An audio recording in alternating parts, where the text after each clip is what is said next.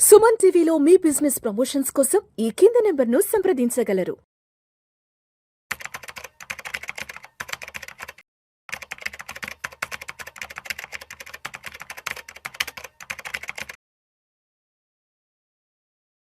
Sir నమస్తే sir. నమస్తే విష్ణు గారు. రామచంద్రమూర్తి గారు, మన ఇండెక్స్ సెన్సెక్స్ కి సంబంధించి ఒక కొత్త రిపోర్ట్ ఇచ్చారు మోర్గన్ స్టాన్లీ వాళ్ళు. న్యూస్ ఏంటో ఒకసారి చదువుతాను సార్. ఈ ఏడాది డిసెంబర్ చివరాఖరికల్లా సెన్సెక్స్ 1,07,000 పాయింట్లకు చేరుకుంటుందని అంతర్జాతీయ బ్రోకరేజీ సంస్థ మోర్గన్ స్టాన్లీ అంచనా వేసింది అంటున్నారు. అవునండి. సరే, 1,07,000కి చేరుకుంటుందని చెప్పారు కదా. ఒకవైపు ఏమో అంతర్జాతీయంగా అనిశ్చితి, గ్లోబల్ గా చూస్తే రకరకాల నెగిటివ్ వార్తలు, ఈ ట్రంప్ యాక్షన్స్ రియాక్షన్స్ ఏంటో అర్థం కావట్లేదు. అంటే వాళ్ళు ఏ అంశాలను దృష్టిలో ఉంచుకొని, ఏ పారామీటర్స్ ని వాళ్ళు దృష్టిలో ఉంచుకొని మరి 1,07,000కు సెన్సెక్స్ చేరుకుంటుందని వాళ్ళు రిపోర్ట్ ఇచ్చారు. మరి ఇప్పుడున్న పరిస్థితుల్లో ఇది పాసిబుల్ అయ్యే అవకాశం ఉందా? అంటే ఈ ట్రంప్ లాంటి ఇష్యూస్తో, ఇలాంటి అరాచకాల మధ్య మార్కెట్ వెళ్తున్నప్పుడు ఇది పాసిబిలిటీ ఉందా? Excellent sir. యాక్చువల్గా ఏంటంటే ఇప్పుడు దీన్ని ఇప్పుడున్న పరిస్థితుల్లో పెద్ద జోక్ అనుకుంటాం, కానీ ఒక మోర్గన్ స్టాన్లీ లాంటి కంపెనీ ఇచ్చింది అంటే వాళ్ళు చెప్తున్న రీజన్స్ కూడా ఒకసారి మనం మాట్లాడదు. ఇప్పుడు సామాన్యంగా నార్మల్గా మీరు నేను ఆలోచిస్తే ఇదేంటి ఒక అబ్సర్డ్ మాట్లాడుతున్నారు, పక్క మార్కెట్లో లాస్ట్ 2 years నుంచి ఎవరికి ప్రాఫిట్స్ లేవు, మరి ఏ రకంగా సెన్సెక్స్ వెళ్తుంది అని ఆలోచిస్తున్నాం. అయితే వాళ్ళు ఏం చెప్తున్నారంటే ఇప్పుడు మార్కెట్స్ డౌన్ అవుతున్నాయి కానీ ఇండియాలో గ్రోత్ రేట్ పెరుగుతుంది. 6% జీడిపి గ్రోత్ రేట్ ఉంది, అంటే జీడిపి ఉంది. ఇంకొక మేజర్ పాయింట్ ఏంటంటే ఇండియా పాపులేషన్ 145 crores. సో ఇప్పుడు యుఎస్ మన్ని ఎంత అవాయిడ్ చేయాలన్నా ఎవరికైనా ఇండియా కావాలి. అసలు ఇండియా పాపులేషన్ ఏ వస్తువైనా కానీ ఇండియాలో మేజర్గా సెల్లింగ్ ఉంది. కాబట్టి ఏమవుతుందంటే కంపెనీస్ అన్నీ కూడా whether interested or not, they are coming to India and start making manufacturing facilities ఉండి ఇండియన్ పీపుల్కి తగ్గట్టుగా వాళ్ళు డిజైన్ చేసుకుంటున్నారు. ఇప్పుడు మీరు అన్నట్టు యుఎస్ కంపెనీస్ కంప్లీట్గా మనం యుఎస్తో డీల్ చేయకపోయినా నష్టం లేదు, కానీ యుఎస్ ఇండియాతో డీల్ చేయకపోతే నష్టమే. ఇప్పుడు ఫేస్బుక్ ఆగిపోయింది అనుకోండి, మనకి ఆల్టర్నేట్ ఉంది. బట్ ఫేస్బుక్ ఆగిపోయింది అనుకోండి, సపోజ్ యుఎస్కి ఎక్కువ లాస్, ఫేస్బుక్ ఎక్కువ లాస్. సో ఏదైనా మన వాళ్ళ మైక్రోసాఫ్ట్ కానీ ఇవి కానీ ఏవైనా కానీ ఇప్పుడు అమెరికన్ కంపెనీస్ ప్రెసిడెంట్ ఎంఎన్సీస్ ఏవైతే ఇండైరెక్ట్గా ఏమవుతుంటే ఒక యాపిల్, ఐఫోన్ కానీ ఇవన్నీ చాలా ఇండియా మీద డిపెండ్ అయి ఉన్నాయి. అది గణాంకాలు చూస్తే ట్రంప్ కొంత అగ్రెసివ్ వెళ్ళినా కానీ కార్పొరేట్స్ ఆయన యొక్క స్పీడ్ని తగ్గిస్తారు కొంతకాలం తర్వాత. ఎందుకంటే కంప్లీట్గా ఫండింగ్ వచ్చేది, ఎలక్షన్స్కి ఫండింగ్ చేసేది ఎవరైతే బిగ్ కంపెనీస్ అందరికి తెలిసిందే ఎంఎన్సీస్, వాళ్ళు ఏంటంటే బిజినెస్ చూసుకుంటారు. కాబట్టి వాళ్ళ బిజినెస్ రిప్లేస్మెంట్ ఇక్కడ లేదు. చైనా కన్నా కూడా ఇండియా 140 crores పాపులేషన్ ఉంది, అండ్ ఆల్రెడీ ఇన్కమ్ పెరుగుతుంది. మన ఇండియన్ ఇన్కమ్ ఇవాళ 1 lakh శాలరీ అనేది చాలా కామన్ అయిపోయింది. సో అలాంటి పరిస్థితులు చూసుకుంటే ఈ ట్రంప్ గారు కొంత అన్సర్టనిటీ క్రియేట్ చేసినా కానీ ఇండియాని పాయింట్ ఆఫ్ వ్యూలో ఒక అనలైజ్ చేసుకుంటే మోర్గన్ స్టాన్లీ చెప్పేది కూడా కరెక్ట్గానే ఉంది. ఎందుకంటే ఇప్పుడు 5 years బ్యాక్ చూసుకుంటే సెన్సెక్స్ 50,000 అలా ఉంది, అది 20-30% పెరిగింది.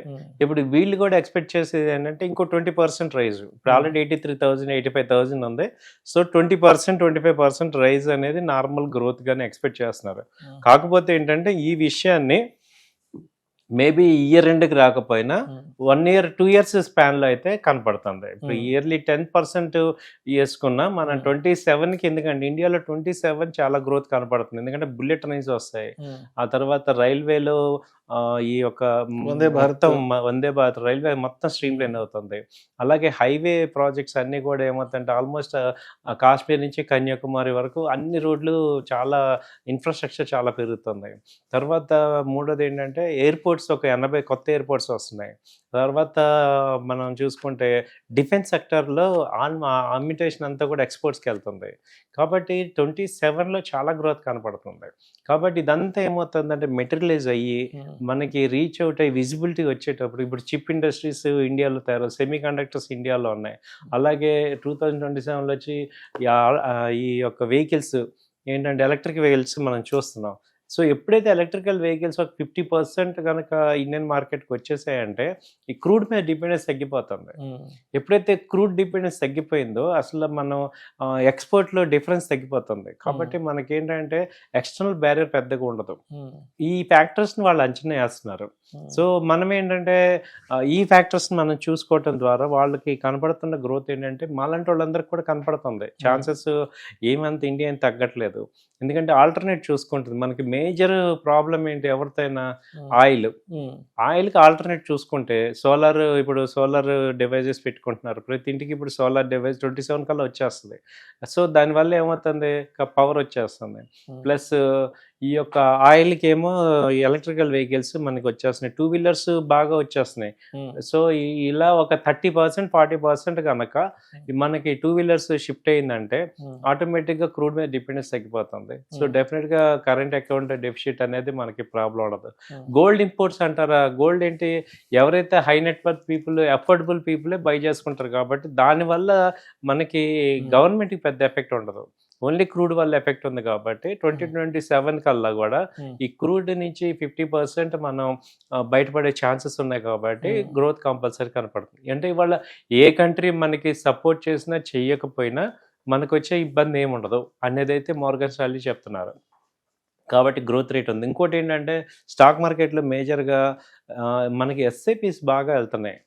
సో దాదాపు 20 lakh crores మార్కెట్లో ఎస్ఐపి ఉంది. ఇప్పుడు పీపీఎఫ్ ప్రావిడెంట్ ఫండ్ కూడా ఈ మార్కెట్లో ఇన్వెస్ట్ చేసుకోమంటున్నారు. కాబట్టి ఓన్లీ ఎఫ్ఐఎస్ లేకపోయినంత మాత్రాన ఇంతకుముందు బ్యాడ్లీ డిపెండెంట్ 10 years బ్యాక్ చూసుకుంటే ఎగ్జాక్ట్లీ అసలు ఈ పార్టీకి మార్కెట్స్ కొలాప్స్ అయిపోయాయి. అవును. బట్ కోవిడ్ తర్వాత నుంచి డిఐస్ ఇన్వెస్ట్మెంట్ పెనిట్రేషన్ బాగా పెరిగిపోయింది. డిఐస్ పెరిగిపోయింది. అలాగే రీటైల్ క్లయింట్స్ కూడా ఎవరు భయపడలా. ఎందుకంటే ఇన్వెస్ట్మెంట్ చేసుకుంటాం. మనం చూసిన ఏ అకౌంట్ ఎవరు చూసినా కానీ 5-6 లక్షలు 10 లక్షలు ఇన్వెస్ట్ చేసుకుంటున్నారు. పెరిగినప్పుడు అమ్ముదాం అనే పాయింట్లో ఉన్నారు. కానీ అది వరకు రీటైల్ క్లయింట్స్ కూడా విపరీతమైన ఫీర్ ఉండేది. ఇప్పుడు అదంతా పోయి ఓకే లాంగ్ టర్మ్ ఇన్వెస్ట్మెంట్ అందరికీ అన్నీ తెలుస్తున్నాయి, గ్రోత్ అర్థమవుతుంది. కాబట్టి ఇండియన్ మార్కెట్ అనేది ఊరికే టెంపరీగా డౌన్ అవుతుంది తప్ప మళ్ళీ ఎనీ టైమ్ చాలా స్పీడ్గా రికవర్ అవుతుంది. మీరు అబ్జర్వ్ చేస్తే ఇంకోటి ఏంటంటే యూరోపియన్ గ్రోత్ కంప్లీట్గా ఆగిపోయింది. సో యూరోపియన్ డీ గ్రోత్లో ఉంది. యుఎస్కి ఏమో గ్రోత్ కనపడలా. సో ఉన్న గ్రోయింగ్ కంట్రీస్ చూసుకుంటే, ఎమర్జింగ్ కంట్రీస్ చూసుకుంటే ఇండియానే షైనింగ్ అవుతుంది. అందుకే ఏంటంటే ఇప్పుడు డెవలప్మెంట్ అంతా ఇండియాలోనే ఉంది. కాబట్టి నెక్స్ట్ 5 years మంచి ర్యాలీ వస్తుంది. మీరు అన్నట్టు 1 lakh అనేది పెద్ద అంటే 1 year కాకపోయినా 2 yearsకి అయితే ఛాన్సెస్ కనపడుతున్నాయి. Thank you sir. Thank you so much.